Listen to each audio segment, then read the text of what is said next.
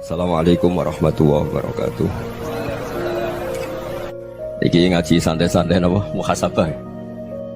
Muhasabah itu kalau Kiai Jawa maknani itu ngoreksi diri sendiri. Jadi menghitung diri sendiri.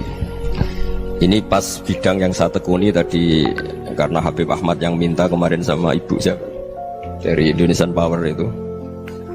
Ibu Lia, saya turutin sekaligus saya sambil belajar terus tentang muhasabah. Dalam konteks Indonesia, muhasabah itu sudah jadi perilaku ya. Karena dulu orang tua saya, guru-guru saya kalau ngandani itu, bayangkan kalau kamu jadi dia. Jadi misalnya kita mentang-mentang atasan, otoriter sama bawahan, bayangkan kalau kamu jadi yang bawahan itu kayak apa? Laukun tamakanah, kalau orang Arab bilang, bayangkan kalau kamu di posisi dia. Makanya guyonannya orang-orang Indonesia itu kan orang ngaramkan judi gitu, bareng dikasih tahu. Tapi yang menang anak jenengan, alhamdulillah. Ternyata ngaramkan itu karena ada anaknya. Kalau anaknya yang menang ya seneng. Meskipun itu guyonan, tapi saya punya padanan itu dalam kitab hikam. Nabi Ibrahim itu Khalilur Rahman, tentu bencinya minta ampun sama yang namanya maksiat. Suatu saat beliau diterbangkan di alam malakut. Itu kalau di hikam saya halaman 15 juga. Saya masih ingat betul. Mungkin kalau Anda beda halaman karena beda cetakan. Setelah diterbangkan di alam malakut, diperlihatkan sama Allah. Ada orang pezina, ada orang syaribul khomri, ada orang mabuk, ada orang macam-macam. Allah tanya sama Nabi Ibrahim, bagaimana pendapat kamu Ibrahim tentang mereka yang maksiat?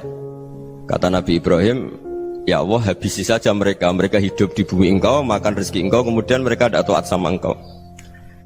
Singkat cerita, di fase itu, saya ulang lagi, di fase itu Allah nurutin sampai sekian peristiwa, mungkin 3 atau 4. Sudah setelah sekian tahun Nabi Ibrahim lupa peristiwa itu, kemudian beliau diminta menyembelih anaknya. Ini versi kitab hikam. Memang versinya banyak tentang kenapa Nabi Ibrahim disuruh menyembelih anaknya. Ketika mau menyembelih anaknya, Nabi Ibrahim ragu. Huwa samratu fuadi, anak saya ini buah hati saya, kenapa engkau suruh menyembelih? Terus kata Allah, apa kamu tidak ingat ketika kamu saya angkat di alam malakut, kemudian kamu usul bunuh-bunuh, saya tidak mempertimbangkan usul Anda, tapi kenapa sekarang saya merintahkan kamu mikir gitu? Terus, ya karena ini anak saya ya Allah. Terus kata Allah, rumang samu wong bukan mata ini gak gawean kau sing gawe kowe enak wae usul mata ini. Jadi saya yang bikin, kemudian Anda enak aja usul membunuh. Semenjak itu Nabi Ibrahim itu di eranya itu asfaqun nas, orang paling sayang sama manusia. Karena kadang kita keras itu ya kebetulan itu udah anak kita, ada keluarga kita. Cara orang Jawa itu kan gitu ya, kalau ada perempuan terus macak yang macam-macam pakai sepeda motor cowok, terus wah itu luput suwuk, semoga-moga gini. Tapi setelah dikasih tahu, niku ponakane jenengan, semoga-moga selamat. Jadi jangan-jangan kemarin ahlil ma'asi itu kebetulan itu tidak keluarga kita. Kalau keluarga kita yang pernah salah pada kita, semangat kita mintakan maaf. Jangan-jangan kita didikte hukum sosial gitu. Jadi orang yang salah, kebetulan itu orang yang menservis kita, atau keluarga kita, atau orang dekat kita. Jangan-jangan semangat kita mintakan ampun. Tapi kalau sama orang lain, kebetulan musuh kita semangatnya minta itu kena azab. Nah ini yang nggak boleh dalam Islam. Islam mengajarkan niru Rasulullah SAW, Nabi itu rahmatal lil alamin. Bahkan kemarin saya ngaji virtual sama beberapa habaib. Ada Habib Ali Al-Jufri dari Mesir, ya. Ada Habib Alwi dari Kuitang, ada Habib Nabil Al-Musawa. Dari sekian habaib itu saya masih ingat, diantaranya yang didawuhkan rahmatan lil alamin itu ketika Nabi adahu kaumuh, disakiti oleh kaumnya, dan itu mereka masih kafir semua. Itu mereka dapat doanya Nabi, Allah mahdi qaumi fa innahum la ya'lamun. Kayak apa baiknya Nabi, orang yang menyakiti, yang melukai, tapi Nabi masih berdoa, Allah mahdi qaumi fa innahum la ya'lamun. Sayyidina Umar dapat doanya Nabi itu yakhina kana kafiran, ketika masih kafir didoakan, Allahumma izzal Islam bi Umar. Itu ketika masih kafir. Itu pelajaran bagi kita bahwa yang sedang tidak cocok pun itu berdapat doa kita. Ya doa supaya kondisi kita baik, hari tambah baik. Karena agama ini Saya berkali-kali bilang limangka nayarjuwa hawal yawmal akhir. Agama ini diperuntukkan bagi yang selalu punya harapan pada Allah Subhanahu wa taala. Saya cerita muhasabah ini tentang hubungan kita dengan Allah. Di Indonesia itu banyak orang fasik, banyak orang nakal. Ya di mana-mana orang nakal itu ya mayoritas, wa aksaruhum fasikun. Tapi berkahnya harapan. Mungkin saya kira nakal sok benda, mungkin saya kira sholat sok ben sholat, mungkin sekarang belum sakhok, belum dermawan, suatu saat dermawan. Barokahnya itu kefasikan ini dianggap sementara, sedang fasik, sedang tidak benar. Karena kiai-kiai kita, para guru-guru kita, para habaib utamanya itu mesti bilang semoga husnul khotimah. Nah barokahnya doa itu semoga husnul khotimah itu menjadikan satu pola sosial. Yang sedang fasik ini masih diharapkan jadi lebih baik, jadi lebih.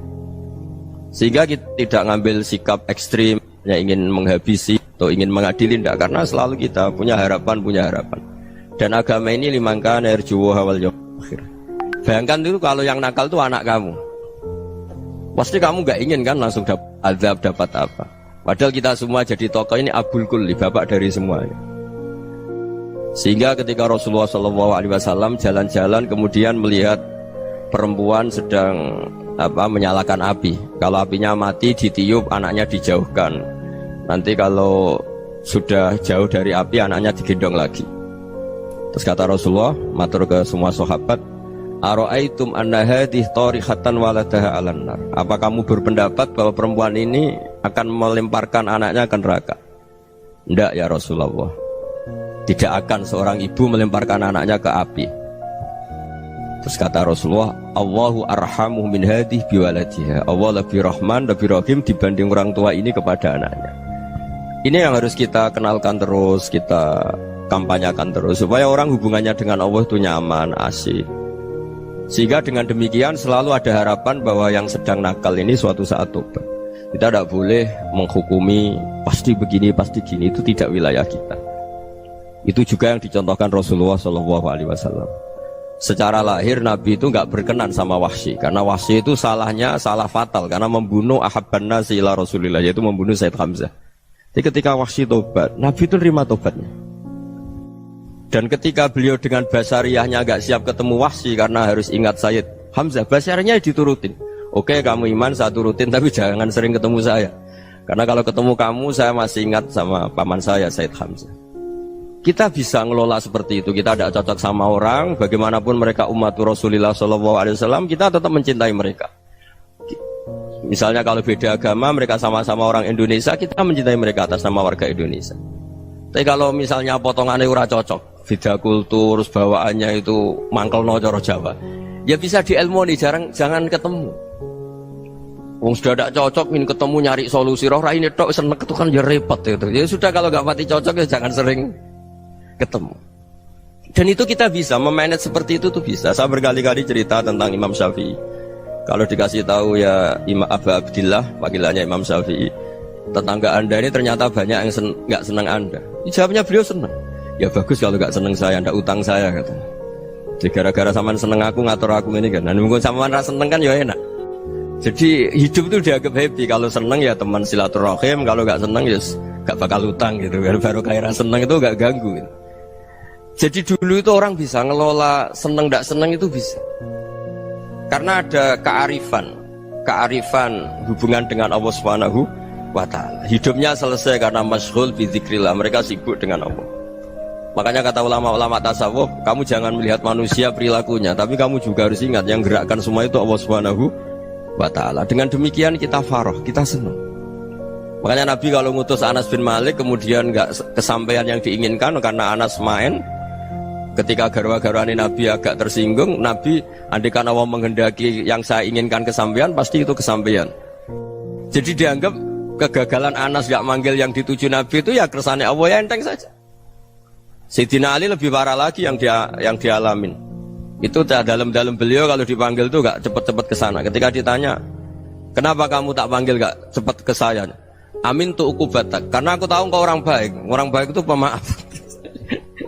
Jadi makanya orang-orang soleh dulu itu bodoni itu. Makanya sekarang kalau ada orang bodoni itu mesti dibidik orang soleh. Kalau orang-orang soleh itu kakean husnudzon lagi sering dibodonin. Abdullah bin Umar itu masyhur itu. Kalau ada budaknya sering sholat, sergap sholat itu dimerdekakan. Akhirnya nggak sholat pun pura-pura sholat. Akhirnya juga dimerdekakan. Ketika ditanya, kenapa engkau merdekakan? Padahal mereka sholatnya menipu engkau, kata pembisik-pembisik itu. Man khoda'ana lillah in khoda'na lah. Dia nipu atas nama Allah, berarti saat tertipu juga atas nama Allah. Gak masalah dong, semuanya demi Allah Subhanahu wa ta'ala. Jadi ketika kita ketemu mensifati Allah Ta'ala itu ghafir, Allah pemaaf. Jangan kamu gak fair untuk diri kamu nyifati Allah ghafir, pada orang lain Allah kamu sifati syadidul iqab. Jadi Allah kamu atur, kayak MC tadi ngatur saya. Jadi Allah itu apa? Kalau pada saya ghafir, kalau pada musuh saya syadidul iqab. Itu tidak fair. Kalau Anda punya harapan kepada Allah karena Allah Rahman Rahim, Allah ghafir, sebenarnya Allah pada musuh kita ya bisa saja Allah ghafir, bisa saja Allah Rahman Rahim. Sehingga kita melihat orang lain yang kita tidak cocok itu ya enteng saja. Itu min ummati Rasulillah sing tanaluhu syafa'atuh, tanaluhu sa'atu rahmati, tanaluhu fair. Jangan dengan kita kayak mesti dapat rahmat. Jangan orang lain kayak Allah pasti syadidul iqab. Itu tidak boleh. Sehingga ketika ada orang Badui, singkat cerita orang Badui ini kencing di masjid, semua sahabat membentak dia. Yang nggak bentak hanya Nabi tok. Saking mangkalnya orang ini karena semua sahabat bentak kecuali Nabi. Setelah dibenarin Nabi, terus Nabi nyuruh sobu ali dhanuban min ma'in. Setelah disucikan masjid itu, dia berdoa keras sekali. Allahumma arhamni wa Muhammadan wa la tarham ma'ana ahadan. Ya Allah, yang berhak dapat rahmatmu hanya saya dan Nabi Muhammad, yang lainnya jangan gitu. Karena yang lainnya tuh jengkelin, gitu aja saya salah dimarah-marahin gitu. Jadi kalau kamu doa terbatas ya kayak orang Bedui ini, kayak orang Arabi. Apa kata Nabi? Laqad tahajjarta wasi'an. Allah yang rahmatnya luas menjadi kamu sempitkan. Karena kamu mau atur Allah hanya rahman pada Indonesian Power, pada NU, pada kita, yang orang lain nggak perlu dapat. Itu kan kasihan Islam, karena Islam terus nggak dimiliki semua orang. Allah tidak dimiliki semua orang, Rasulullah tidak dimiliki semua orang, karena di NU, di ormas tertentu, di nggak boleh seperti itu. Nggak boleh takhasyar tawasian, kata Nabi, tidak boleh mempersempit zat yang rahmatnya itu luas. Ini semoga etika ini kita pakai di Indonesia. Yang sedang fase kita harapkan lebih baik. Yang sedang nggak dapat hidayah kita doakan dapat apa? Hidayah. Masyhur kan, makanya tadi saya mohon sama Habib Ali supaya Habib Ahmad supaya tetap mahalul qiyam tabaruk sama Habib Ali. Di antara doa-doa di Simtuduror masyhur itu antuqa bilal mudhniba minnah bil ghufran wal musi'ah bil ihsan. Jadi harapannya para habaib, para orang-orang baik dulu ya, semoga yang dosa itu dimaafkan, yang sedang salah dibuka, bikin lebih baik. Nabi itu tugasnya juga gitu. Wastaghfir li dzambika walil mu'minina wal mu'minat. Nabi itu tugasnya juga memintakan ampun yang sedang salah. Nah ini cobalah jadi etika kita, muhasabah kita. Jadi muhasabah itu cara berpikir kita set, kita pikir ulang. Ternyata semangatnya seorang nabi itu wastaghfir li dzambika walil mu'minat. Semangatnya itu memintakan ampun. Orang ahli tafsir tahu semua kalau Nabi itu tidak mungkin dosa. Jadi itu khitabun Nabi wa urida bihi ummatu, itu khitab Nabi, tapi yang dimaksud itu umatnya, karena Nabi tidak akan mengalami dzambun, tidak akan mengalami dosa. Sekarang enggak, kadang-kadang kita ini kalau orang lain salah itu semangat. Kalau di perusahaan ada teman salah, apalagi pimpinan salah itu seneng, barokahnya salah bisa ganti kan gitu. Ya, jadi kalau mungkin di dunia tokoh juga gitu, barokahnya ada tokoh salah, kita yang jadi populer sendiri, tidak boleh seperti itu. Kita harus salimus sodri di jami'il muslimin. Jadi ini harus dilatih. Saya tadi matur sama Habib Ahmad, latihan kita jadi hidup. Nabi itu kalau resep jadi wali itu kata Nabi gampang. Kata Nabi, kalau kamu ingin disenangin Allah, ya sudah. Kalau kamu asbahta wa amseta gini-gini, perasaan kamu, kata Nabi, jangan punya perasaan ghil sama orang muslimin. Itu sudah wadzalika min sunnati. Makanya Nabi ngendikan la yablughni ahadun an ahadin syai'an. Ada yang baca la yuballighni ahadun an ahadin syai'an. Seseorang jangan melaporkan ke saya tentang salahnya yang lain. Fa inni akhruju ilaikum wa ana salimus sadri. Karena saya ingin ketemu sampean semua dalam keadaan salimus sadri, tidak punya perasaan apa-apa. Karena kalau nurutin pembisik, nurutin informasi itu ya repot, karena orang pasti sepihak. Ada kiai yang top datang ke kampung-kampung ning desa-desa, kata yang seneng itu punya akhlak. Wah itu bagus orang besar datang ke kampung-kampung. Kata yang nggak seneng, Oh itu jobnya kiai kecil kok diambil, itu kan ya kasihan itu kan sudut pandang. Makanya saya sering bilang akal kita ini cukup untuk mentasdik Rasulullah Shallallahu Alaihi Wasallam. Meskipun perasaan kita kadang orang Jawa itu beda. Saya berkali-kali bilang sama peneliti dari Jogja, kenapa sih Gus para nabi itu kok poligami istrinya banyak? Nabi Dawud katanya itu berapa? Nabi Sulaiman malah jumlahnya agak terbatas ini. Nabi Muhammad itu paling sedikit. Saya tanya gini, perempuan itu orang lemah, jadi kalau nolong orang satu gimana baik, kalau nolong orang dua ya lebih baik, ya sudah kira-kira seperti itu. Paling tidak akal kita masih tahu kalau orang baik itu kan mesti baik, nolong orang satu baik, nolong orang dua ya lebih baik, nolong orang tiga lebih baik. Tapi kalau kamu orang nggak baik, satu saja kamu terlantarin, kamu miskinkan, kamu ya tinggal diukur kan. Kalau orang baik nambah baik, tapi kalau orang buruk tambah buruk. Nah itu akal. Akal kita bisa menganalisis kenapa sih nikah itu ada yang poligami, ada yang enggak. Sudah ukur saja diri kamu. Misalnya kayak saya elek keriting, rabi terus, memperbanyak wong elek. Orang perilaku netok raine dadi elek kabeh. Gitu. Tapi nak kowe ku ganteng, alim, ganteng, sugih. Anake ganteng-ganteng, berhubung kowe saleh ahli swarga kabeh. Mertua yo bangga karena karir kamu meyakinkan. Ini mertua kamu aja gak bangga mau nambah. Ipar gak bangga, mertua gak bangga, desa kamu yang kamu wayai juga gak beda dengan Nabi ketika nikah Juwairiyah itu gak ada pernikahan sebarokah Nabi dengan Juwairiyah itu Azharu Rasulillah. Di situ habis perang banyak tawanan, gara-gara jadi besanya Nabi langsung dibebaskan semua karena Azharu Rasulillah. Sekarang besanya Kanjeng Nabi. Dulu Abu Sufyan memangkalnya bukan main sama Nabi, gara-gara putrinya dinikah terus langsung jadi. Kalau kamu kan enggak, nikah satu, nikah lagi, satu kampung musuh kamu. Karena istri pertama ya cemburu, yang kedua agak bangga. Wah itu selesai itu di dunia wal akhirah. Maksud saya nganalisis Islam itu harus pakai akal. Dan akal yang dipakai, ini saya bawa ke kitab Ihya, adalah pikiran-pikiran para ulama. Makanya ketika Imam Ghazali ketika ditanya fakaifa bi muslimin fasikin asawaha fi jami'i amri, kalau kalian ketemu orang fasik, orang Islam tapi fasik, perilakunya nggak ada yang benar. Kata Imam Ghazali jawabnya lucu, aneh. Ma min muslimin illa wa islamuhu ta'ah. Tidak ada orang Islam kecuali dia mau Islam, membenarkan Allah dan Rasul itu sudah taatnya dia. Kok kamu tidak bisa melihat taatnya dia? Dia pikirannya kan ini pemabuk, ini tukang apa. Tapi kata Imam Ghazali, sebenarnya kamu masih bisa berpikir positif. Ma min muslimin illa wa islamuhu ta'ah. Tidak ada seseorang Islam ketika dia milih Islam itu pasti ada taatnya, yaitu tasdik pada Allah dan tasdik kepada Rasulullah Shallallahu Alaihi Wasallam. Jadi dengan pola seperti itu, maka di antara guru-guru kita yang modern ya di era Mbah Maimun, di sini ada Habib Ahmad, Habib Salim, syair yang sering dibaca beliau adalah ada orang munajat sama Allah. Ini cerita munajat. Itu orang itu ngendikan gini, ana muznibun, ana mukhtiun, ana asi, huwa rahimun, huwa ghafirun, huwa afi. Ya Allah, saya mukhti, saya orang yang salah.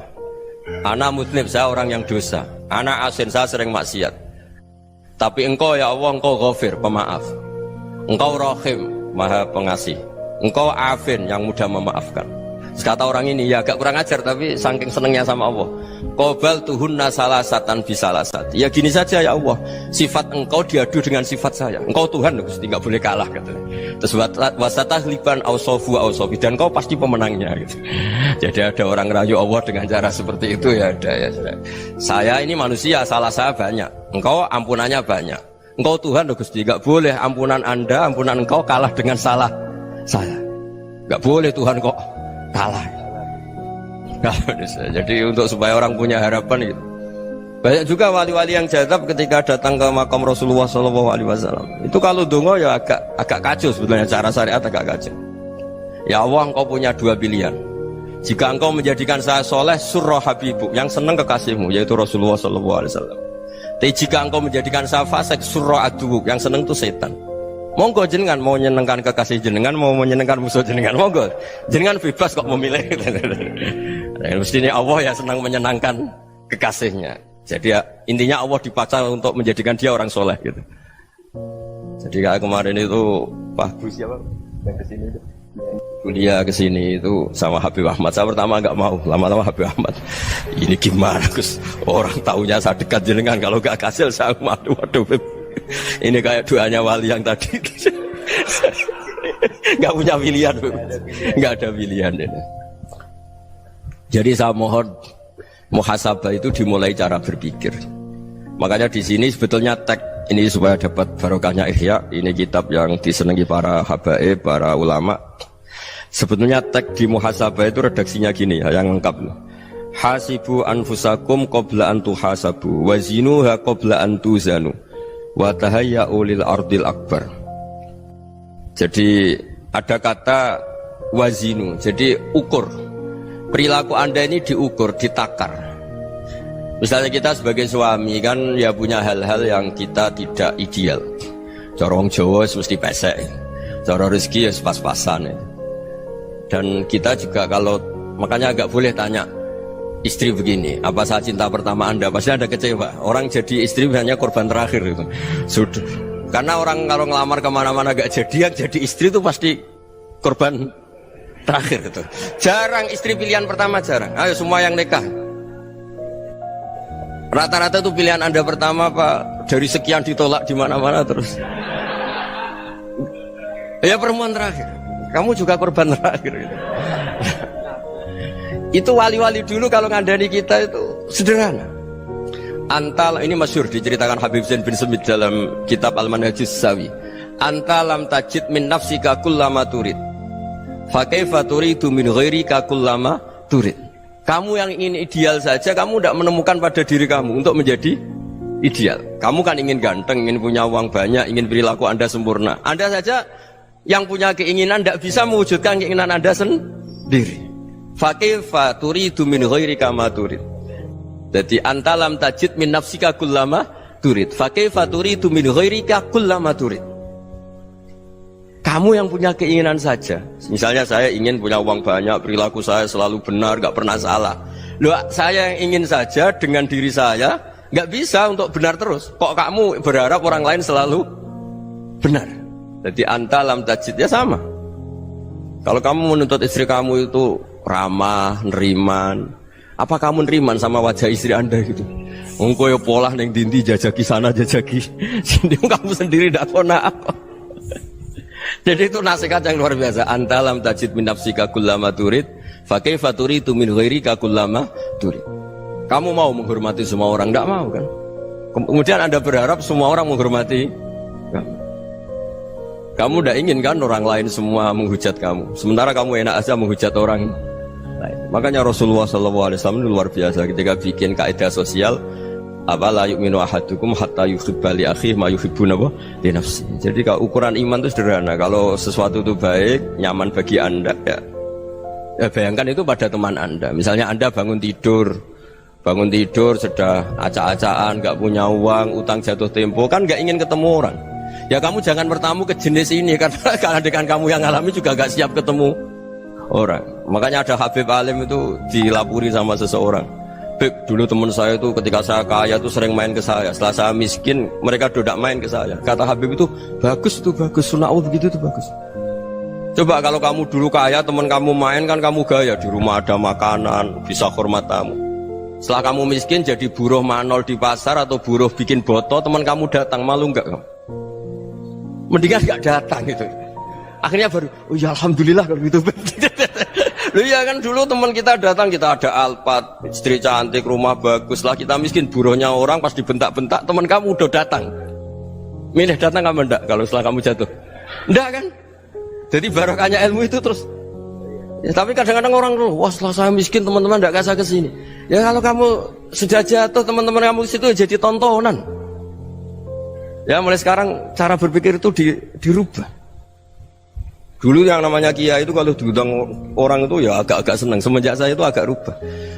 Mengundang kiai, ngatur kiai itu tak haram-haramkan ya ada lumayan lah, sekarang itu sudah mulai agak beretika.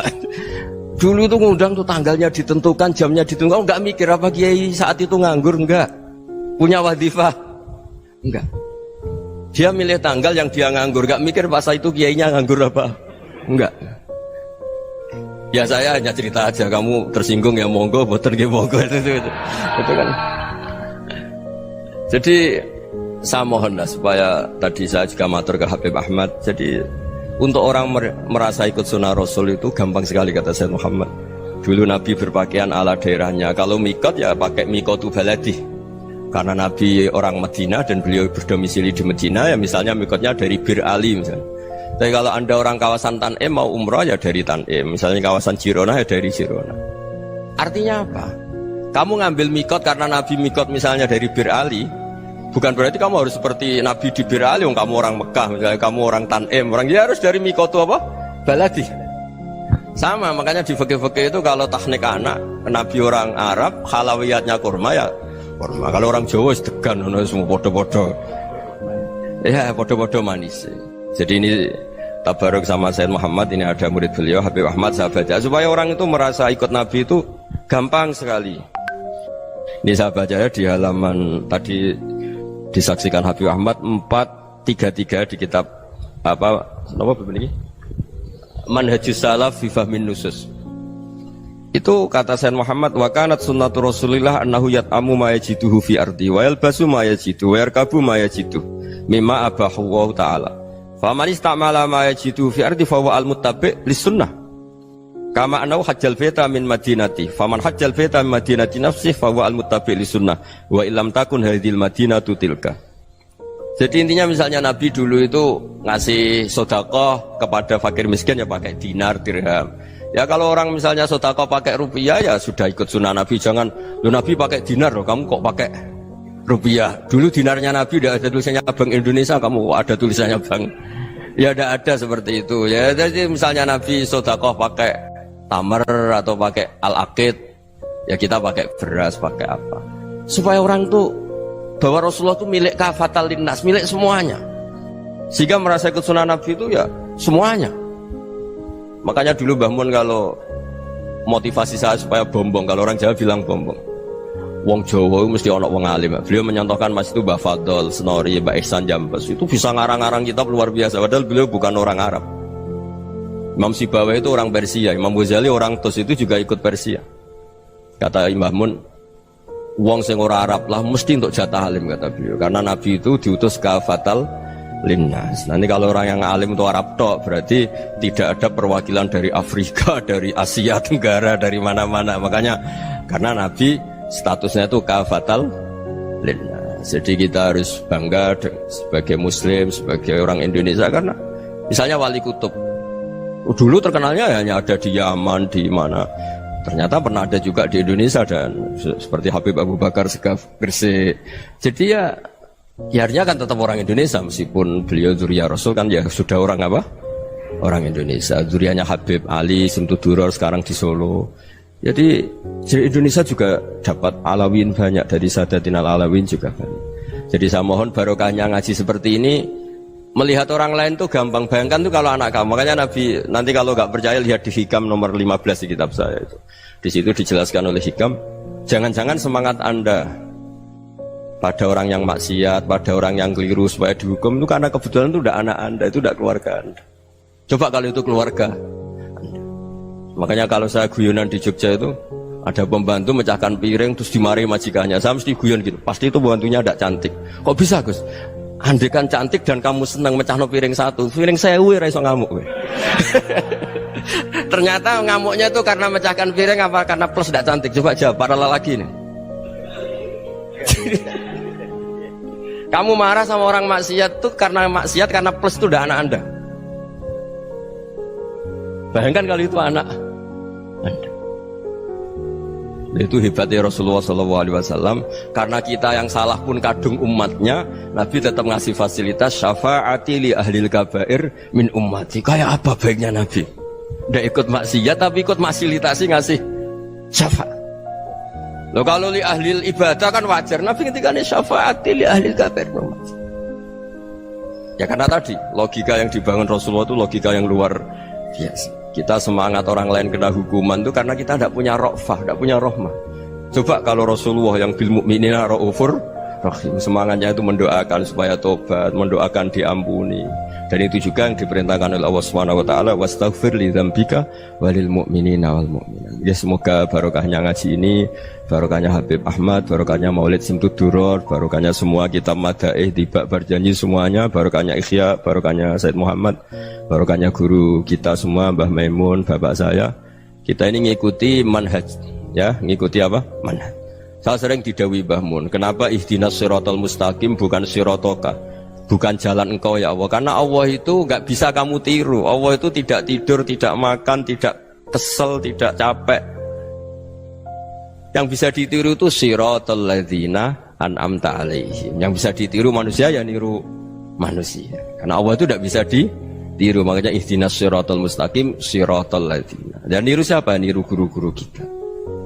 Termasuk niru cara pandang. Jadi misalnya ada orang awam di rumah itu hanya delok reng, delok tikus liwat, itu kan kayak nganggur. Kok ora tahajud malah mendelok reng. Melihatnya jangan gitu. Huwa tarokal ma'asiyah. Dia di rumahnya ndak dugem, ndak kemana-mana. Dia berarti malam itu tarkul ma'asi. Tidak nyopet, tidak garong, tidak ke tempat maksiat.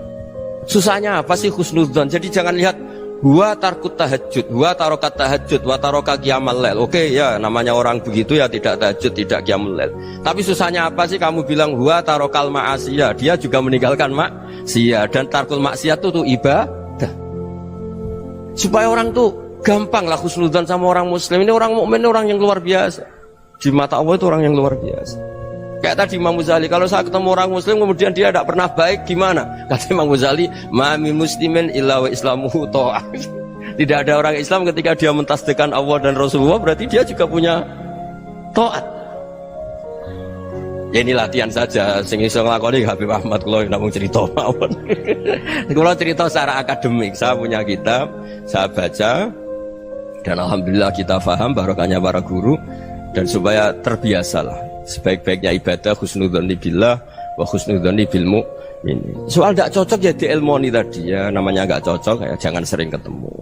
Seperti Rasulullah SAW, beliau karena sangat mencintai Said Hamzah, ketemu orang yang pernah begitu sama Said Hamzah ya beliau secara basyariah tidak siap. Tapi beliau secara cara bahasa sekarang, secara profesional, kalau beliau seorang nabi dan harus menerima tobatnya siapapun ya diterima. Saya meskipun dengan A, B gak cocok karena dia begini-begini sama saya, tapi saya ingat dia sholat, dia baca sholawat, dia mencintai Rasulullah, ya kita hormat.